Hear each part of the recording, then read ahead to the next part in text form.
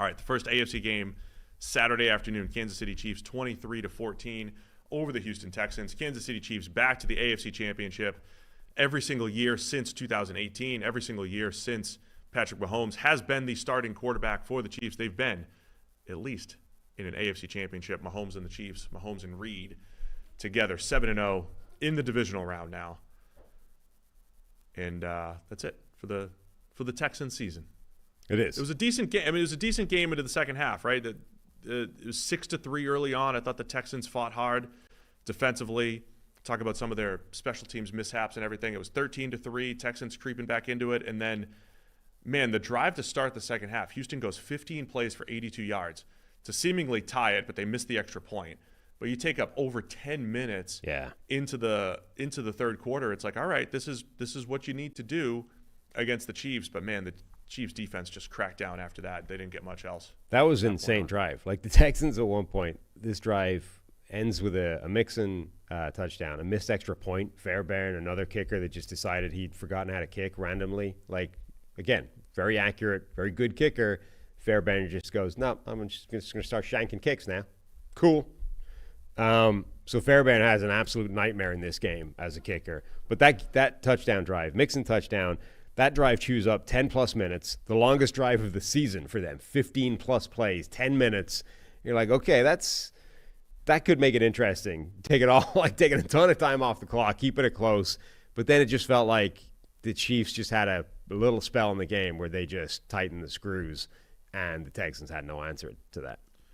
Another game where Travis Kelce shows up in the playoffs. It's amazing how he shows up, right? I mean, it's not all like, look at him one-on-one, just being faster and better route runner than everybody. I mean, it was like a 49-yarder, his longest playoff catch, just on a pure busted coverage, right? They just forgot to cover Kelce. Mahomes touchdown to Kelce, outstanding, classic Mahomes. He's kind of getting pressured from two different areas. He's fallen down. Kelce's got the soft spot in the zone. Travis Kelce, 7 catches for 117. I swear he didn't force a missed tackle all season, did he?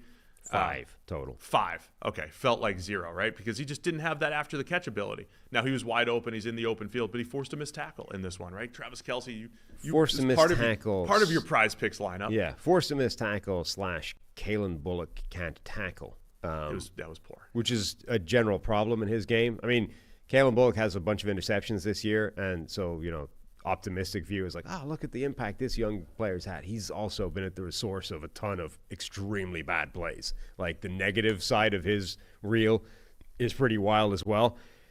I mean, this was just comes up straight up like awful tackle attempt, and that turns that into a monster play instead of just a regular big play. But again, I think this is what makes Kansas City so difficult, right? In a game where, okay, they only scored 23 points, but it's another one of those classic Chiefs games where the possessions are a little bit tighter, right? And you don't have to do much. You're just trying to maximize your possessions. And I think the Chiefs offense pretty much did that. They were also handed 3 points to start the game. They earned it from the offense was. The special teams, first kickoff return, they're immediately in field goal range. There's a penalty, puts them at the 15. They go 3 plays for -1 yard and still get 3 points. You can't beat the Chiefs if you're not covering kicks, hitting field goals, not having field goals blocked, right?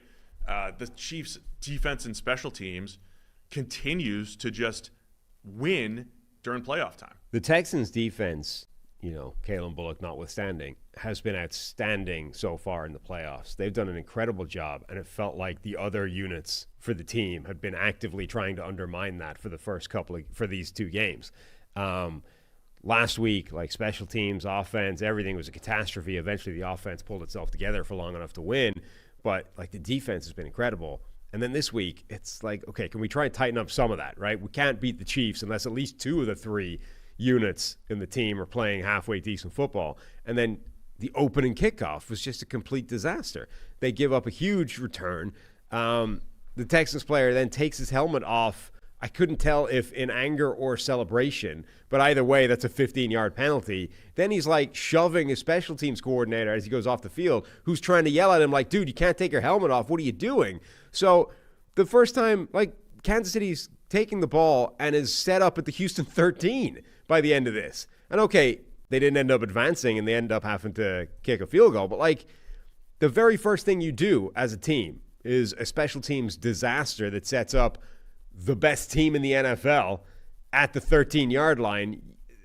You know, you can't have that if you're and expect to win the game.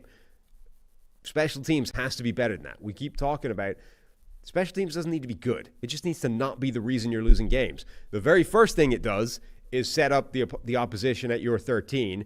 Then you have Kaimi Fairbairn missing kicks left and right, getting blocked kicks, and not blocked kicks by, that's an amazing that's an amazing play by the blocking unit. It's like any one of three guys could have blocked that kick because it was coming out about this high off the ground. You're like, again, do not understand how kickers just... Wait till the Bills lose on a blocked kick next week. Oh. Anyway, Texans special teams again trying to destroy itself. But there was this period where Texans have that really long drive to chew up the clock. Kansas City answers with a drive, and I think that was the drive with the crazy Mahomes out of the tackle, very similar to Jared Goff play, also kind of reminiscent of that famous Andrew Luck play where he's like scrambling around, getting tackled, and then out of the tackle launches. Now that one was further and more impressive. That was like 45 yards down the field. That was the best throw of Luck's career. All three of them were kind of similar plays of like delivering a touchdown pass with your ankles being tackled at the time. So the Chiefs answer with that touchdown drive. And then from that moment on, that felt like, all right, now is when we're going to end this. And that's when Spags just went, unleash the hounds and just everything's a blitz from now on. Like this is it. And it felt like, to me, remember the scene in which Rocky was it where he's making him play Rocky 2, where he's got to be left-handed for the whole fight, and then eventually Mick's like, now, right? And he goes right-handed and just starts haymakers and burying him. Yeah. This was like the Chiefs defense were playing left-handed up until now, and then like this was the moment where Spags was like, now. And then just right-hand haymakers of the blitz, and the Texans had no answers. Like, we've seen it all season long. That offensive line's the classic example of what you were talking about earlier. No answers for stunts, blitzes, anything complicated, anything other than the four guys in front of them rushing right at them. The Texans' offensive line has not had answers for it all season long. Same thing here. Like, as soon as Spags just went, boom, do it, pressure every play. Yeah, and, the first one was Chris Jones on rookie Blake Fisher, right? The number of times we've mentioned a million times here, the times that Chris Jones just lines up wide and wins. I mean, he really is like TJ Watt in that sense, where it's like you need a key sack, and not only am I going to win the one-on-one against the right tackle, but I'm going to finish the play, right? It's not the thing that we always talk about, the pressure, but like win clean and finish the play. That was the first sack, Chris Jones. But it's even worse than that because at least TJ Watt doesn't move. He stays there every play. Yeah. So you at least know where he is, and there's probably extra help there. Chris Jones, on any random play, sometime in a critical situation in the game, is just going to, you break the huddle, line up, looking right in front of you in the A-gap to look for Chris Jones, and then suddenly it's like, uh-oh, he's over there, like, what, rushing in the wide 9 against our young right tackle. This is a problem. To the point where, remember, the first game of the season, was it Justice Hill that was stepping in? Like, yeah. Whatever, the Ravens blocking scheme got screwed up, and Justice Hill was picking him up in crucial late game situations and doing pretty well. Charles Omenihu had the strip sack on CJ Stroud, where he's essentially unblocked. And that was the same thing. Shaq Mason doesn't block Omenihu because there's a linebacker in the A-gap. And look, I don't know, we've been questioned if we don't criticize our friend Bobby enough. But I'll criticize the Texans and Bobby and the scheme, whoever's fault it is. This season, they have been awful at knowing who to block. Awful. And then there's times when you're just not going to block. Like Fisher knows who to block, and he didn't do it well, right? He's a rookie second rounder who's not as good as Chris Jones. Yeah. But the number of times that Houston did not know who to block, terrible, man. It's rough. And that was the Omenihu sack. You have another one that's more of a coverage sack, and Travell Wharton kind of bull rushes, the interior line into Stroud's lap. The 4th and 10. So I saw people saying you have a tight end blocking a defensive end. That's just bad scheme. George Karlaftis. This play had nothing to do with the tight end's block. It was the Spags factor, right? When it is, and this is where you need blitz answers. And look, I don't even know if Bobby schemed up the perfect play. I don't even know if you can have 4th and 10 all-out blitz answers, or good ones at least. Right. the way the Chiefs play, because the Texans would go 7-man protection, right? 3 men out on the route, and the Chiefs just come all out, right? Well, the problem is all of it was bad, right? Like, you've got Blake Fisher, who, I mean, he can't really block George Karlaftis, let alone the plays where Chris Jones goes out there to make his life even worse. So you've got individual problematic areas, right, where Blake Fisher simply can't block the guy he's assigned to one-on-one. Then you've got, well, okay, how do you fix that? We try and assign some extra help, chips, backs, tight ends. Well, Dalton Schultz had multiple plays where he was a disaster in pass protection, helping out Ogunbowale as well as a running back. Multiple plays where he made it worse as well. So you've got like the help that we're assigning is actually not helping. The help is not helping. And then you've got like, okay, yes, all the way through the season, this has been a bad team at picking up blitzes, stunts, exchanges, all this kind of thing. I'm sure a big part of that is this is not the 5 that is supposed to be out there they've been changing constantly.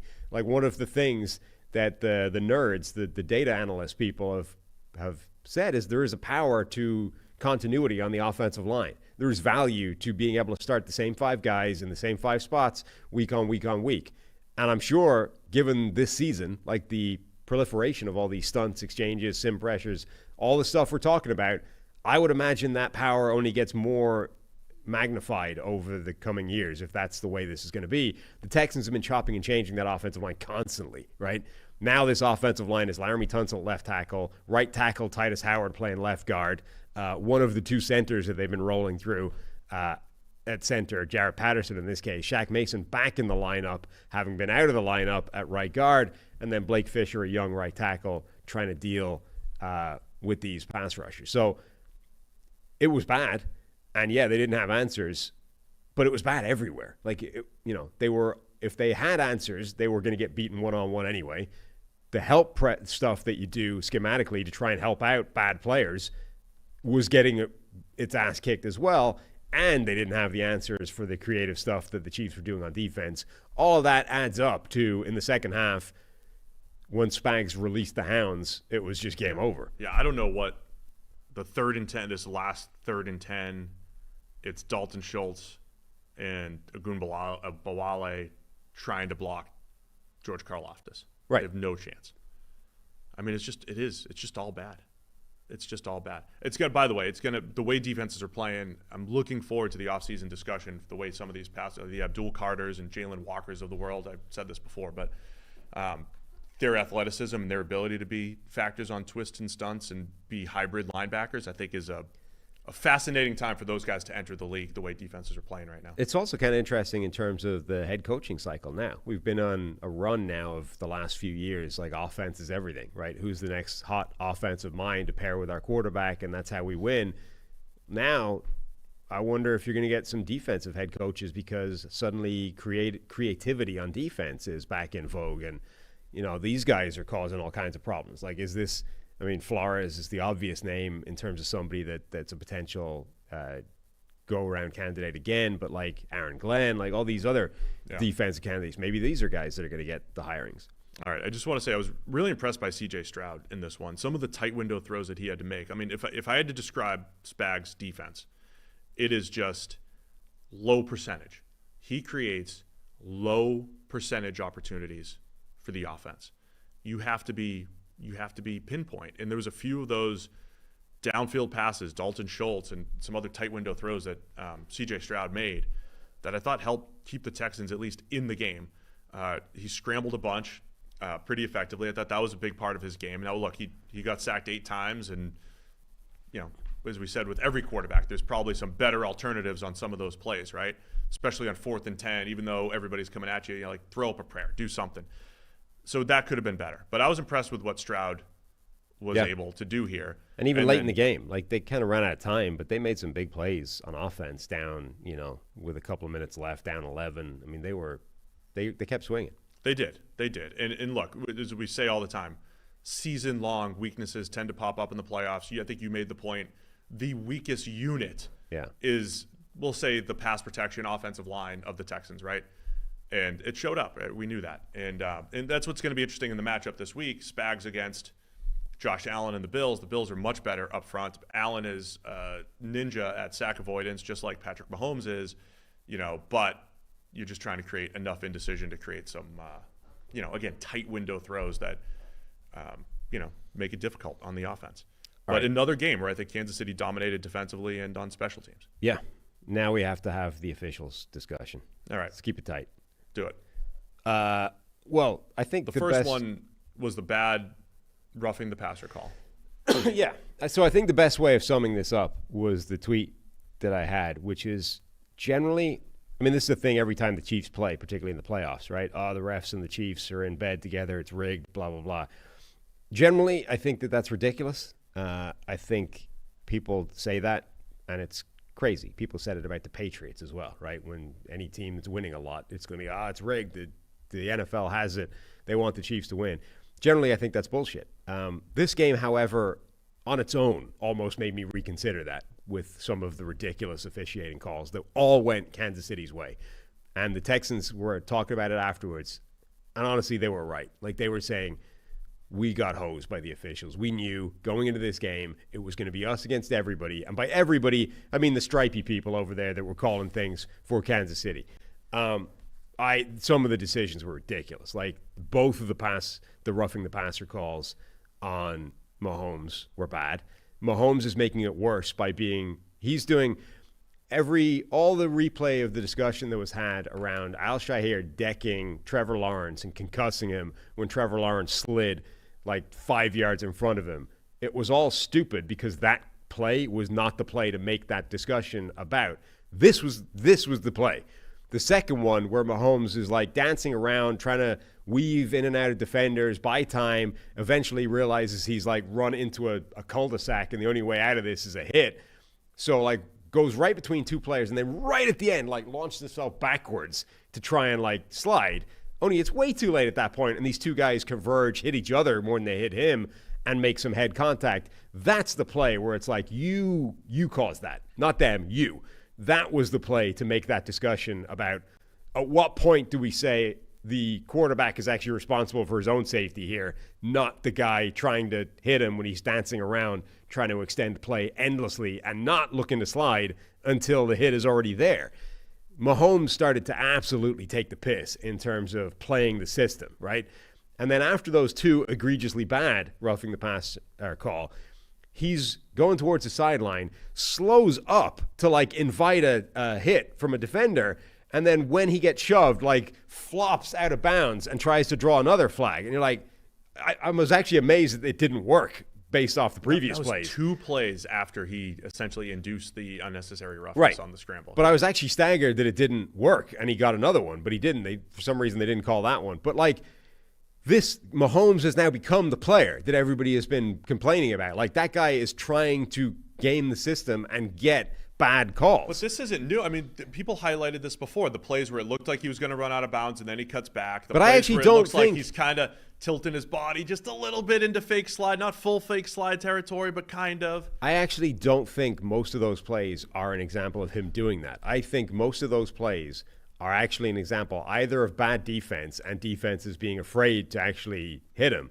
or him just playing what he sees and sort of recalculating on the fly. Actually, there's 5 more yards in this if I don't go down now. This, though, was absolutely a case of him trying to play the officials. I mean, I don't know. And I don't even blame him for that, by the way. That sequence was an embarrassment, by the way. It was bad for the game, especially because what I hate about these things right now is everybody holds their breath when there's an almost late hit. Everybody holds their breath. Oh, no, he shoved him. He shoved him by the sideline. Is it going to be a whole 15 yards? As I keep saying, 15% of the field we're just going to hand over if you push a guy like a smidge late. And now we have quarterbacks trying to like game the system, game the rules, right? I hate that. It's bad for the game, especially the flop. I've said before, and look, I know Chiefs fans are like, oh, you got to say this about Josh Allen. Fine, I'll say Josh Allen flops like crazy and begs. And Mahomes was begging for a ton of calls. Right. It's like you're getting all the calls, and you're still begging. And Allen is flopping. Allen, you are 240, and you truck linebackers. Stop begging and flopping and like penalize flopping.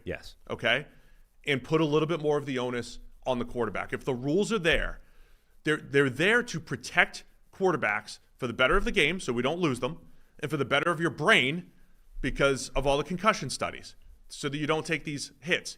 If you're going to induce these late hits just to steal 15 yards, it's bad for the game, it's bad for you, it's bad for everybody. But to be clear, I don't even blame Mahomes for that. I think this is what the NFL has set up. It has created a system where it is beneficial for quarterbacks to try and game it and to try and steal 15 free yards, right? Like, this is what we have set up now. You know, quarterbacks have complained about calls the whole time. You see them, getting up, like trying to get the face mask call that they feel they should have had. This is just an extension of that. We have created this system where somebody like Mahomes or Josh Allen, if they know that if they flop, there's a pretty good chance the official is going to give them the benefit of the doubt, throw a 15-yard flag, and that's huge for the offense. That needs to be stamped out by the NFL. That needs to be an institutional change where we say, if you can see any form of simulation, flopping, penalize it. Say, you were going to get a penalty. That was an illegal hit out of bounds, but because you flopped like a child, like a soccer player, we're actually reversing it. We're actually flipping the penalty. It's going the other way now because you did that. You do that, even if you're wrong, right? And this is why the NFL won't do it. Even you're going to get a play where it's actually not really simulation, or it's close enough that it's debatable. It's like it would be an absolute shitstorm, but it would stamp it out immediately. If you just went 5 of those plays in high leverage situations, and instead of getting a 15-yard penalty, the quarterback just walked himself back 15 yards, the guy's never diving again. Like, it would immediately stop it, but the NFL won't do it because if you screw that up once on a judgment call, that'll be the bigger story than the debate around the simulation in the first place. I am interested because I think there is a human nature aspect to officiating, right? They're human. And people say, like, arguing about calls works over time, right? If you argue enough, it puts a little bit of indecision into an official's brain that maybe they're not going to call it the next time. And I wonder how much the fact that Troy Aikman was very vocal about this, right? He was upset about these bad calls, in that it's been the Chiefs, conspiracy theory stuff. It's not even that extreme. It's just that these are bad. And like the first one, when it's on 3rd and 8 and it's a bad roughing call. Those are game-changing. I mean, it's like I'm almost of the mind, like I said this the other night, like, what if you just called it a do-over? Like, at worst. I hate that it's a free 15 yards on an incompletion on 3rd and 8, right? Yeah. And this is for every team in the league. The difference when you work so hard to get a team off the field on 3rd down, and all of a sudden you're going to get a free 15-yard first down. That led to 3 points for Kansas City. It was a 4%. We talk about coaches, by the way.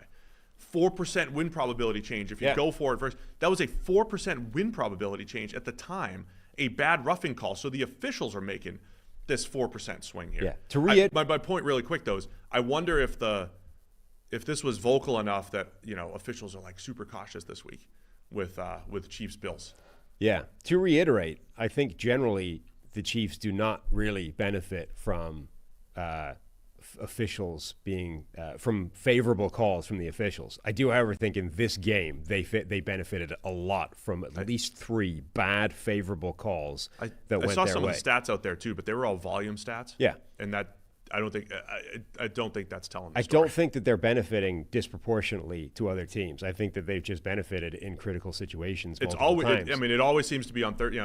But it's not. Go back to late hit on 3rd down in the AFC Championship and but holding on 3rd down in the Super Bowl. But those were razor-thin calls. These are not, this is not what happened in this game where they got at least 3 just bad calls that were not razor-thin, that were not, this is going to go either way, and it just went their way. It was like, this is a bad call that looks fixed. Like the 2 roughing the passer calls were egregious. There was a textbook, it could have been on a teaching video of this is a hip drop tackle. And they didn't call it. They didn't flag it. Like, if you're not going to flag that, then you're literally saying we're not flagging this as a penalty. It doesn't exist. So the Chiefs in this game, I think, egregiously benefited from officiating. I don't think that is the standard for what happens to them generally. But those are game-changing plays. I wanted to take a minute to say Troy Aikman, it was hilarious how angry he was getting at this stuff. Troy Aikman has become an incredibly good color commentator. He's speaking his mind. I did not like Troy Aikman for a long period of time. I didn't think he was particularly good. And then somewhere along the way, Troy Aikman decided, you know what? I just don't give a crap anymore. I'm just going to say what I'm thinking and let rip, and that's what I'm doing. And he became so much better once he decided that. And I was trying to work out when it happened. People were saying it was when he went to ESPN. I don't think that's the timing. It might have been when Tony Romo got the ridiculous giant contract for just calling plays. Maybe that something snapped in Troy Aikman that made him go, this injustice. Saw that suggestion. Yeah. This injustice has so hurt me to my very core so much that I'm cutting loose now. I'm going, I don't even care anymore. I'm just letting rip. Whatever it is, I think we both think that Greg Olson is the best color commentator in the game. I think that's still true. But I think Troy Aikman has now become number 2. I think Troy is really, really good. Insulting your former boss here. I just think Troy Aikman has now become the second best guy. He calls it like it is. He's perfectly willing to say when something is bullshit, even if it's disagreeing with the rules analyst, who's a waste of space conceptually, not the individual. The rules analyst is a conceptual waste of space on broadcast anyway. But Aikman has just become so good. I think he's fantastic now. Yeah, I agree. He's been very good. I don't think that used to be the case. I also think Joe Buck has grown on me. He used to get criticized for a lack of emotion in both baseball and football, but I think he's got the right balance. Yeah, I'm not wild on Buck. That's fine. You don't like most people. I can't believe you've complimented 3 announcers in your entire life here now. That's it.